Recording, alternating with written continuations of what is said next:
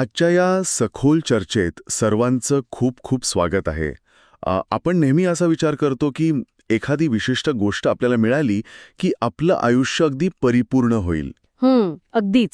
आपण त्या एका कल्पनेत जगतो. हो ना, आपण स्वप्न रंगवतो. पण जेव्हा ती गोष्ट आपल्याला मिळत नाही किंवा मिळूनही हातातून निसटते, तेव्हा आपलं मन इतकं का तुटतं? हाच तर खऱ्या अर्थाने कळीचा मुद्दा आहे. म्हणजे दुःख नेमकं कुठून येतं? त्या बदललेल्या परिस्थितीमुळे की त्या परिस्थितीशी आपण ज्या विशिष्ट पद्धतीने जोडले गेलो आहोत त्यामुळे? आपल्याला होणारा जो मानसिक त्रास आहे ना, किंवा ती जी खोलवरची निराशा असते, ती जर आपण बारकाईने पाहिली तर ती त्या बाह्य परिस्थितीमुळे नसतेच मुळी. अच्छा. हो. तर आपण त्या परिस्थितीशी किंवा त्या अपेक्षित निकालाशी मानसिक पातळीवर किती घट्ट जोडले गेलो आहोत, यावर आपलं दुःख अवलंबून असतं. म्हणजे आपण स्वतःला त्रास करून घेतो असं म्हणायचंय का? अगदी. परिस्थिती आपल्याला रेडवत नाही, तर परिस्थिती बदलणार नाही हा आपला जो अट्टहास असतो ना, तो आपल्याला रडवतो. आणि म्हणूनच आजच्या या सखोल चर्चेत आपण दी आर्ट ऑफ डिटॅचमेंट या स्रोतातील नोंदी आणि संहितांच्या मदतीने या दुःखाच्या अगदी मुळाशी जाणार आहोत. खूप महत्वाचा विषय हा. आजचं आपलं मुख्य ध्येय हे समजून घेणं आहे की ही जी अटॅचमेंट आहे ती कशामुळे निर्माण होते आणि ती आपल्याला दुःखाच्या खाईत कसं लोटते. बरोबर. आणि आपण सहसा असं मानतो की डिटॅचमेंट म्हणजे सगळ्या भावना सोडून देणं. हो, म्हणजे लोकांपासून दूर जाणं किंवा एखादी संन्यासी वृत्ती स्वीकारणं असंच वाटतं ना सगळ्यांना. एक्झॅक्टली. पण या नोंदींमधून आपल्याला जो दृष्टिकोन मिळतो तो पूर्णपणे वेगळा आणि अतिशय व्यावहारिक आहे. डिटॅचमेंट म्हणजे भावना मारून टाकणे नव्हे, बरं. तर त्या भावनांवर आणि आपल्या प्रतिसादावर एक निरोगी संतुलन राखणे आहे. ठीक आहे, आपण हे थोडं उलगडून पाहूया. समस्येवर उपाय शोधण्यापूर्वी अटॅचमेंट म्हणजे नेमकं काय हे समजून घेणं अत्यंत गरजेचं आहे. नक्कीच. या विश्लेषणात अटॅचमेंटची एक अतिशय सोपी पण काय म्हणतो आपण त्याला डोळ्यात झणझणीत अंजन घालणारी व्याख्या दिली आहे. ती कोणती? अटॅचमेंट म्हणजे एखाद्या व्यक्तीशी, वस्तूशी किंवा एखाद्या विशिष्ट परिणामाशी इतकं एकरूप होणं की तेच आपल्या आनंदाचं एकमेव कारण म्हणून जातं. बापरे. म्हणजे आपण स्वतःलाच एक अत्यंत जाचक अट घालून घेतो. हो ना, आपण म्हणतो की अमुक एक गोष्ट मिळाली तरच मला आनंद होईल आणि ती नाही मिळाली तर माझं आयुष्यच निरर्थक आहे. अगदी बरोबर. ही जी अट आपण घालतो ना, तीच आपल्या दुःखाची पहिली पायरी असते. माणसाच्या मेंदूची रचनाच अशी आहे की त्याला निश्चितता हवी असते.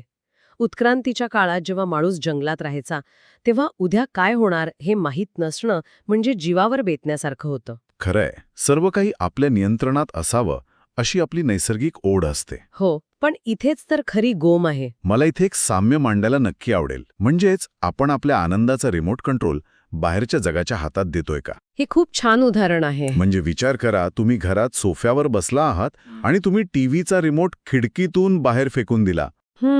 आता रस्त्यावरून जाणारा प्रत्येक माणूस त्या रिमोटचं कोणतं तरी बटन दाबतोय आणि तुमच्या घरातला चॅनेल सतत बदलतोय. क्या बात है.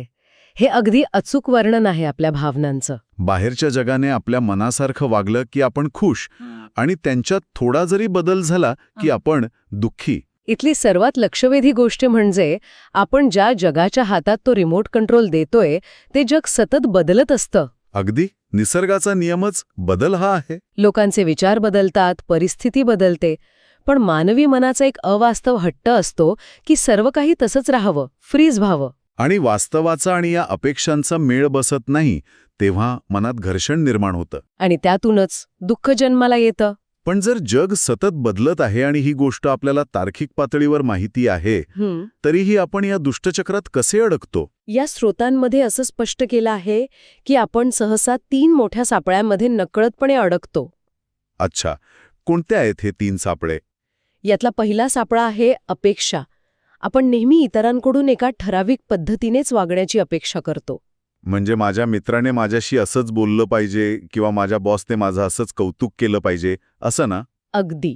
आपण लोकांवर अपेक्षांचं ओझं लादतो. आणि दुसरा सापळा म्हणजे नियंत्रण. नियंत्रण. आपल्या आयुष्यात घडणारी प्रत्येक गोष्ट अगदी आपल्या स्क्रिप्टनुसार व्हावी असा आपला अट्टहास असतो. आपण हे विसरतो की आपल्या नियंत्रणात फक्त आपले प्रयत्न आहेत, जगाचा प्रतिसाद नाही. आणि तिसरा सापळा कोणता? तिसरा आणि अत्यंत गुंतागुंतीचा सापळा म्हणजे आपली ओळख किंवा आयडेंटिटी. बाह्य गोष्टींशी स्वतःची ओळख जोडणे.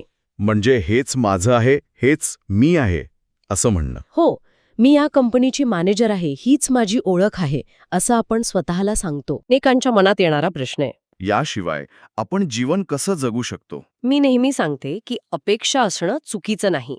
नैसर्गिकरित्या माणसाला अपेक्षा असणारच. मग समस्या कुठे येते? समस्या तेव्हा निर्माण होते जेव्हा या 3 गोष्टी अपेक्षा, नियंत्रण आणि ओळख बदलणाऱ्या परिस्थितीमुळे हलतात आणि आपण कोलमडून पडतो. म्हणजे दुःख परिस्थितीमुळे नाही, तर ती परिस्थिती बदलण्यास आपण तयार नसतो यामुळे होतं. अगदी बरोबर. ताठरता आपल्याला त्रास देते. हे सर्व ऐकायला तात्विक वाटू शकतं, पण दैनंदिन आयुष्यात हे कसं घडतं हे पाहणं महत्वाचं आहे. हो, कारण रोजच्या जगण्याशी हे जोडलं जाणं गरजेचं आहे. या विश्लेषणात 2 अतिशय अचूक उदाहरणे दिली आहेत. पहिलं उदाहरण आहे सोशल मीडियाचं. अच्छा. आपण एखादी पोस्ट टाकतो आणि लाईक्स किंवा कमेंट्सची अपेक्षा करतो. लाईक्स कमी आले की मनात विचार येतो, मी काही चुकीचं केलं का? म्हणजे आपण स्वतःच्या आनंदाची जबाबदारी त्या लाईक्सवर टाकतो. बरोबर. इथे अटॅचमेंट त्या पोस्टची नसून त्यातून मिळणाऱ्या परिणामाशी आहे. जर आपण हे एका व्यापक दृष्टिकोनातून पाहिलं तर आपण नेहमी प्रक्रियेपेक्षा परिणामावर लक्ष केंद्रित करून ठेवतो.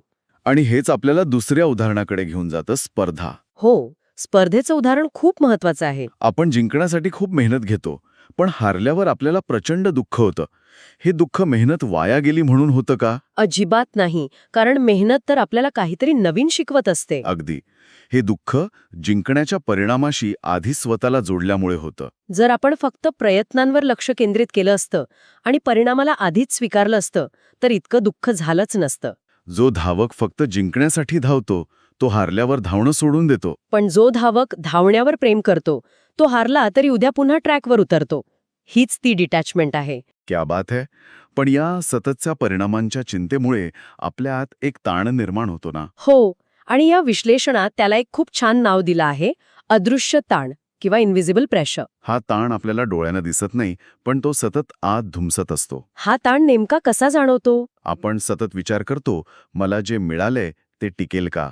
उद्या हे गमावलं तर माझं काय होईल? म्हणजे जे आहे त्याचा आनंद घेण्याऐवजी जे गमावू शकतो त्याची भीती जास्त वाटते. बरोबर. यामुळे आपण वर्तमानात जगूच शकत नाही. यावर स्रोतातील एक माइंड शिफ्ट म्हणजे दृष्टिकोनातला छोटा बदल सांगितला आहे. तो कोणता? आपण नेहमी म्हणतो ना, मला हे हवं आहे, त्याऐवजी मी यासाठी प्रयत्न करेन असा विचार करणे. म्हणजे आय वॉन्ट दिस ऐवजी आय विल ट्राय फॉर दिस. अगदी.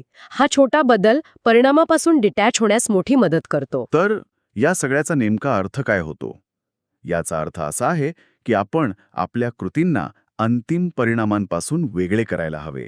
हो, कर्म करत रहा, पण फळाची अपेक्षा अट्टहासाने करू नका. आता हे सर्व समजायला सोपं आहे, पण प्रत्यक्षात हे आचरणात कसं आणायचं? स्रोतांमध्ये यासाठी 2 साधे पण खूप प्रभावी सराव दिले आहेत. हो, पहिला सराव आहे स्वयंपरीक्षण. स्वतःला विचारायचं की मी माझ्या आनंदासाठी कोणत्या गोष्टीवर सर्वात जास्त अवलंबून आहे. आणि एकदा ती गोष्ट ओळखली की मग काय करायचं? स्वतःला सांगायचं की हे महत्वाचं आहे, पण माझा आनंद फक्त यावर अवलंबून नाही. या गोष्टीविनाही मी पूर्ण आहे. यावरून एक अत्यंत महत्वाचा प्रश्न निर्माण होतो. कोणता? की आपण नकळतपणे आपला आनंद किती वेळा बाह्य गोष्टींवर विसंबून ठेवतो. जेव्हा आपण हे ओळखतो तेव्हा मन हलकं होतं. आणि दुसरा सराव आहे अपेक्षांच्या वेळी प्रश्न विचारणं. हा सराव तर अगदी रिअल टाईममध्ये वापरता येतो. जेव्हा एखाद्या गोष्टीबद्दल खूप अपेक्षा असतील तेव्हा एका सेकंदासाठी थांबायचं आणि स्वतःला विचारायचं, जर हे माझ्या मनासारखं झालं नाही तरी मी ठीक राहू शकतो का? हा प्रश्न मनाला सर्वात वाईट परिस्थितीसाठी आधीच तयार करतो. आणि जेव्हा मन तयार असतं तेव्हा अपयशाची भीती वाटत नाही. हे छोटे सराव मनाला लवचिक आणि मजबूत बनवतात. खरंच. आजच्या चर्चेचा सारांश द्यायचा झाला तर एकच वाक्य सांगावंसं वाटतं, जिथे अटॅचमेंट कमी तिथे शांतता जास्त. अगदी बरोबर. दुःख हे परिस्थितीमुळे नाही तर अपेक्षा, नियंत्रण आणि ओळख यांच्याशी असलेल्या आपल्या अटॅचमेंटमुळे असतं.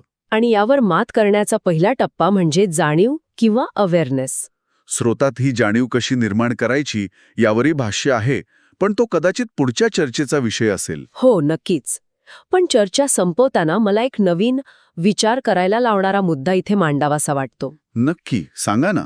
जर अटॅचमेंट म्हणजे भविष्यावर नियंत्रण मिळवण्याचं आणि भूतकाळ कवटाळून बसण्याचा अट्टहास असेल, तर मग डिअटॅचमेंट म्हणजे वर्तमानावर पूर्णपणे विश्वास ठेवणे असू शकते का? बापरे, हा खूप खोल विचार आहे. मग तो वर्तमान क्षण कितीही अस्वस्थ करणारा का असेना, त्याला सामोरे जाण्याचं धाडस म्हणजे खरी शांती असेल का? क्या बात आहे. वर्तमानावर पूर्णपणे विश्वास ठेवणं. आपण आपला तो आनंदाचा रिमोट कंट्रोल बाह्य गोष्टीकडे गहाण ठेवलेला असतो तो परत घेण्याची वेळ आली आहे. अगदी. स्वतःच्या पूर्णत्वाची जाणीव ठेवण्याची कला हीच खरी डिटॅचमेंट आहे. आजची ही चर्चा खरोखरच डोळे उघडणारी होती. आपण सर्वांनीच आयुष्याकडे पाहण्याचा एक नवीन दृष्टिकोन मिळवला असेल अशी मला खात्री आहे. मलाही तसंच वाटतं. आज वेळ दिल्याबद्दल आणि या सखोल चर्चेत सहभागी झाल्याबद्दल खूप खूप आभार. आपण पुन्हा भेटूच अशाच एका रंजक आणि विश्लेषणात्मक चर्चेत. तोपर्यंत आपण सगळे वर्तमानात जगूया आणि आनंदी राहूया.